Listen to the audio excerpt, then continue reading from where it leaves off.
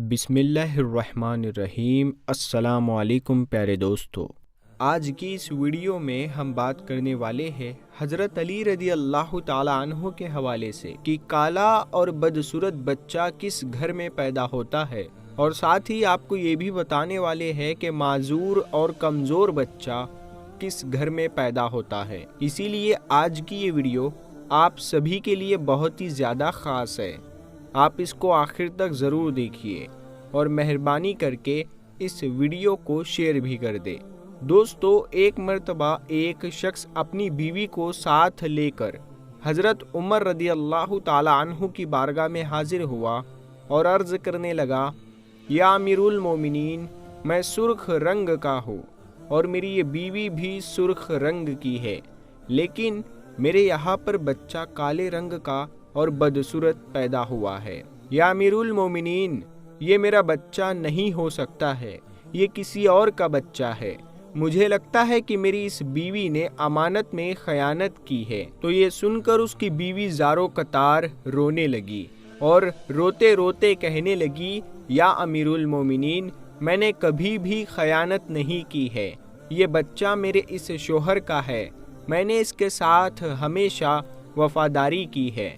مگر دوسری طرف شوہر اپنی بیوی سے بہت زیادہ خفا تھا، اس کے دل میں بیوی کے لیے نفرت آ چکی تھی۔ اسی لیے یہ سن کر وہ شخص کہنے لگا، یا امیر المومنین، میری یہ بیوی جھوٹ بول رہی ہے، یہ بچہ میرا نہیں ہو سکتا۔ یہ سن کر حضرت عمر رضی اللہ تعالی عنہ سوچ میں پڑ گئے اور سوچنے لگے کہ اب اس معاملے کا کس طرح سے حل کیا جائے۔ اس کے بعد حضرت عمر اس شخص اور اس کی بیوی کو ساتھ میں لے کر حضرت علی رضی اللہ تعالی عنہ کی خدمت میں حاضر ہوئے تاکہ اس معاملے کا کوئی حل نکالا جا سکے۔ حضرت علی رضی اللہ تعالی عنہ نے میاں بیوی کی باتوں کو سن کر پھر اس شخص سے فرمایا، اے شخص، پہلے تم مجھ سے ایک وعدہ کرو کہ تم سے یہاں پر جو بھی بات پوچھی جائے گی تم اس کا سچ سچ جواب دو گے۔ تو یہ سن کر اس شخص نے وعدہ کیا اور کہنے لگا، یا حضرت علی، آپ مجھ سے جو بھی سوال کریں گے میں اس کا سچ سچ جواب دوں گا اور جھوٹی بات اپنی زبان پر بھی نہیں لاؤں گا۔ یہ سن کر حضرت علی رضی اللہ تعالی عنہ نے فرمایا، اے شخص، سچ سچ بتاؤ، کیا تم نے اپنی بیوی کے ساتھ حالت حیض میں مباشرت کی تھی؟ یعنی کیا تم نے اپنی بیوی کے ساتھ حیض کی حالت میں ہم بستری کی تھی؟ یہ سن کر وہ شخص تھوڑی دیر تو خاموش رہا، پھر کہنے لگا، ہاں یا حضرت علی، میں نے اپنی بیوی کے ساتھ اس حالت میں مباشرت کی تھی جب وہ حالت حیض میں تھی۔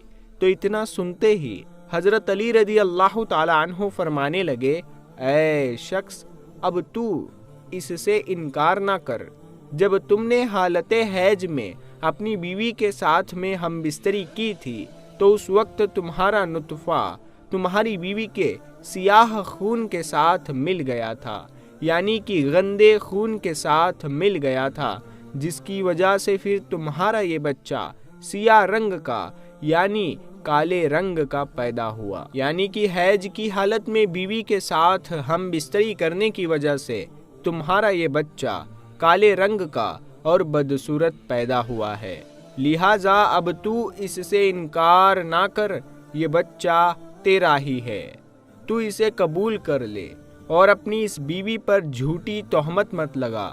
اے شخص، یاد رکھ، حیض کی حالت میں بیوی کے ساتھ صحبت کرنا حرام اور سخت گناہ کا کام ہے، اور جو کوئی اس بات کو جانتے ہوئے بھی حیض کی حالت میں اپنی بیوی کے ساتھ ہم بستری کرتا ہے تو اللہ پاک ایسے شخص کو پسند نہیں فرماتا ہے اور ایسے شخص کو جلد ہی تباہ و بربادی مل جاتی ہے۔ حدیث پاک میں آیا ہے کہ حیض کے دنوں میں اپنی عورتوں سے دور رہو اور ان سے نزدیکیاں نہ کرو جب تک کہ وہ پاک اور صاف نہ ہو جائے۔ جب وہ پاک اور صاف ہو جائے تو پھر تم ان کے پاس جاؤ۔ اس کی تفسیر میں اللہ کے پیارے نبی صلی اللہ تعالی علیہ وسلم نے ارشاد فرمایا کہ حیض کے دنوں میں تم اپنی بیویوں کے ساتھ صحبت نہ کرو، باقی کے معاملاتوں کو یعنی کہ ان دنوں میں تم اپنی بیویوں سے نفرت بھی نہ کرو۔ اسی لیے دوستو یاد رکھے، حیض یعنی پیریڈز کی حالت میں بیوی کے ساتھ ہم بستری کرنا حرام ہے، چاہے شادی کی پہلی رات ہی کیوں نہ ہو۔ حیض کی حالت میں صحبت کرنا سخت گناہ کا کام ہے، اور اگر کوئی شخص اس بات سے انکار کرے گا اور اپنی بیوی کے ساتھ میں حیض کی حالت میں صحبت کرتا رہے گا تو ایسا شخص کافر ہو جائے گا، یعنی کہ ایسا شخص ایمان سے خارج ہو جائے گا، اور پھر ایسے شخص کو اس دنیا میں ہی اللہ تبارک و تعالی تباہ و برباد کر دے گا۔ اسی لیے آپ اس گندے اور بے ہدہ کام سے اپنے آپ کو ضرور بچائے۔ آپ کبھی بھی حیض کی حالت میں اپنی بیوی کے ساتھ صحبت نہ کرے، ورنہ آپ بھی تباہ و برباد ہو جائیں گے۔ اب دوستو آپ کو بتاتے چلے کہ معذور بچے یعنی کہ کمزور بچے کس گھر میں پیدا ہوتے ہیں۔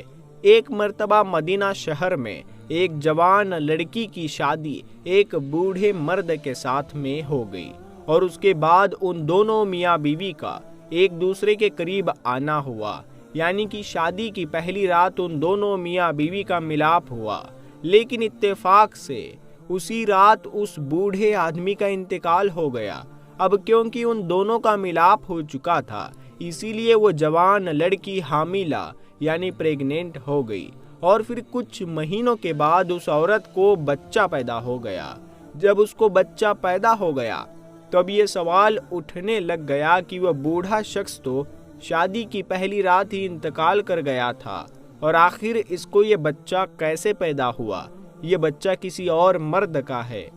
ہم آپ کو بتا دیں پیارے دوستو کہ اس بوڑھے شخص کی ایک پہلے بھی شادی ہو چکی تھی، اور اس کے اس پہلے والی بیوی سے ایک بیٹا بھی موجود تھا۔ اب اس پہلے والی بیوی کے بیٹے نے اپنی سوتیلی ماں پر یہ الزام لگانا شروع کر دیا کہ اس عورت نے زنا کیا ہے، اور یہ بچہ میرے باپ کا نہیں ہے، یہ بچہ اس مرد کا ہے جس کے ساتھ میں اس عورت نے زنا کیا ہے۔ پیارے دوستو یہاں پر الزام لگانے کی شاید ایک وجہ یہ بھی ہو سکتی ہے کہ پہلے والا بیٹا یہ نہیں چاہتا تھا کہ اس کی وراثت میں کوئی اور حصے دار آ جائے، شاید اسی وجہ سے اس نے اپنی سوتیلی ماں پر الزام لگانا شروع کر دیا اور کہنے لگا کہ یہ بچہ ہمارے باپ کی اولاد نہیں ہے، ہمارا باپ تو شادی کی پہلی رات ہی انتقال کر گیا تھا۔ اسی لیے دوستو پھر یہ معاملہ حضرت عمر رضی اللہ تعالیٰ عنہ کی بارگاہ میں پہنچا۔ حضرت عمر کی بارگاہ میں وہ پہلے والا بیٹا عرض کرنے لگا، یا امیر المومنین، میرا باپ تو شادی کے وقت ہی انتقال کر گیا، اسی لیے یہ بچہ میرے باپ کا نہیں ہو سکتا ہے، یہ بچہ تو زنا کے نتیجے میں پیدا ہوا ہے، اسی لیے میں اس بچے کو اپنا بھائی تسلیم نہیں کرتا ہوں۔ دوستو وہ پہلے والا بیٹا اپنے ساتھ کچھ گواہوں کو بھی ساتھ میں لے کر آیا تھا، وہ سب بھی یہی کہہ رہے تھے کہ ہاں اس کا باپ تو شادی کے وقت ہی انتقال کر گیا تھا، اسی لیے یہ بچہ اس کا بھائی نہیں ہو سکتا ہے۔ یہ سب سن کر حضرت عمر کو بھی لگنے لگا کہ سچ میں یہ عورت ہی قصوروار ہے، کیونکہ سب لوگ اس کے خلاف گواہی دے رہے ہیں۔ اسی لیے پھر سب کی باتوں کو سننے کے بعد حضرت عمر اس کا فیصلہ سنانے والے ہی تھے، اتنے میں آپ کے دربار میں حضرت علی تشریف لے آئے۔ آپ رضی اللہ تعالیٰ عنہ نے جب یہ سارا ماجرا دیکھا، پورا معاملہ سنا، تو پھر آپ نے اس پہلے والے بیٹے سے سوال کیا، اے شخص، کتنے عرصے تک یہ دونوں ساتھ میں رہے، اور آپ جس بچے پر الزام لگا رہے ہو کہ وہ زنا سے پیدا ہوا ہے، وہ بچہ اس وقت کہاں پر ہے؟ کیا آپ مجھے وہ بچہ دکھا سکتے ہیں؟ تو یہ سن کر اس پہلے والے بیٹے نے کہا، ہاں یا علی، میں آپ کو دکھا تو سکتا ہوں، مگر اس وقت وہ ہمارے ساتھ موجود نہیں ہے۔ تو یہ سن کر حضرت علی رضی اللہ تعالیٰ عنہ نے فرمایا کہ اچھا تو ٹھیک ہے، تم کل اس بچے کو لے کر آنا، کل اس مقدمے کا فیصلہ سنایا جائے گا۔ दोस्तों उसके बाद दिन गुजरा।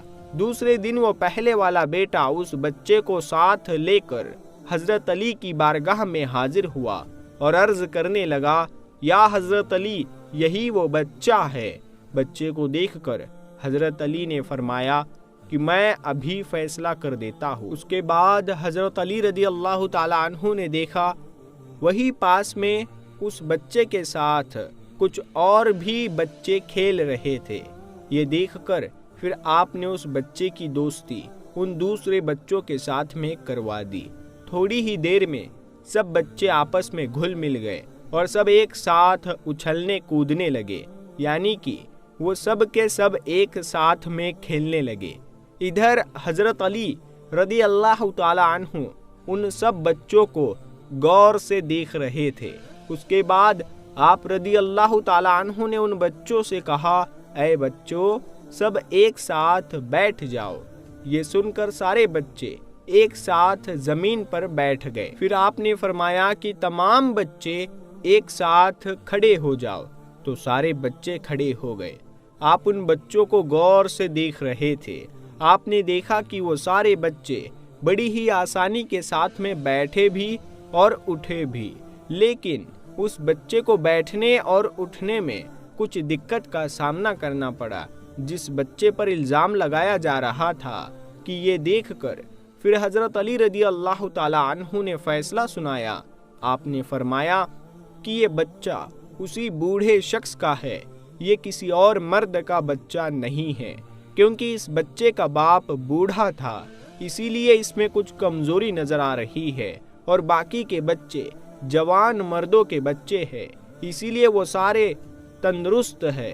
तो मेरे दोस्तों, हमें ये उम्मीद है कि आपको आपके सवालों का जवाब मिल गया होगा।